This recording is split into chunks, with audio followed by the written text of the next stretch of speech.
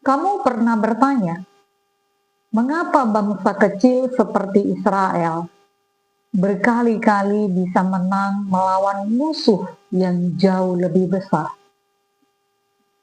Dalam banyak kisah Alkitab, Israel sering menghadapi pasukan yang jauh lebih kuat. Secara logika, mereka seharusnya kalah. Tetapi sesuatu yang luar biasa sering terjadi. Tuhan sendiri berperang bagi mereka. Kita sering merasa hidup ini seperti sedang menghadapi peperangan. Masalah datang bertubi-tubi. Keadaan terasa lebih kuat dari kita. Kadang kita merasa sendirian menghadapi semuanya. Ada saat-saat ketika kita berkata dalam hati, aku tidak cukup kuat untuk menghadapi ini. Tetapi Alkitab menunjukkan sebuah kebenaran yang sangat penting. Bangsa Israel tidak menang karena mereka kuat. Mereka menang karena Tuhan ada di pihak mereka. Salah satu kisah yang paling terkenal adalah ketika Israel menghadapi raksasa bernama Goliat. Semua orang Israel ketakutan. Goliat adalah prajurit besar, kuat, dan berpengalaman. Tidak ada yang berani melawannya. Namun seorang anak muda bernama Daud maju ke depan. Daud tidak membawa pedang besar. Ia tidak memakai baju perang. Ia hanya membawa ketapel dan 5 batu kecil. Tetapi Daud berkata sesuatu yang sangat luar biasa. Ia berkata kepada Goliat, aku mendatangi engkau dengan nama Tuhan semesta alam.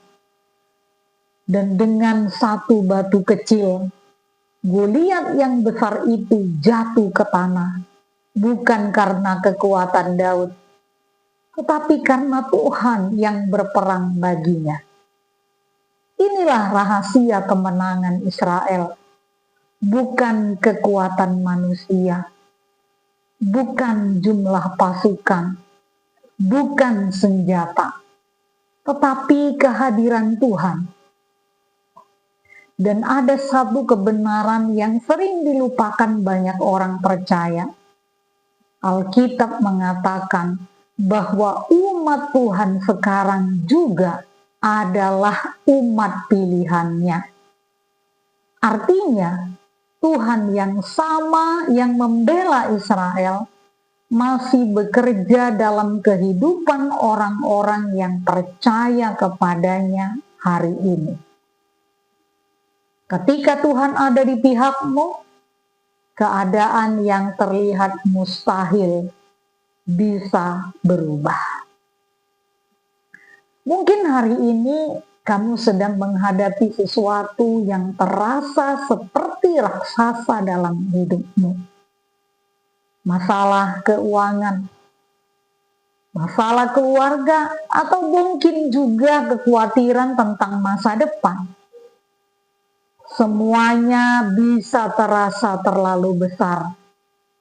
Tetapi ingatlah satu hal ini, bahwa Daud tidak melihat seberapa besar Goliat.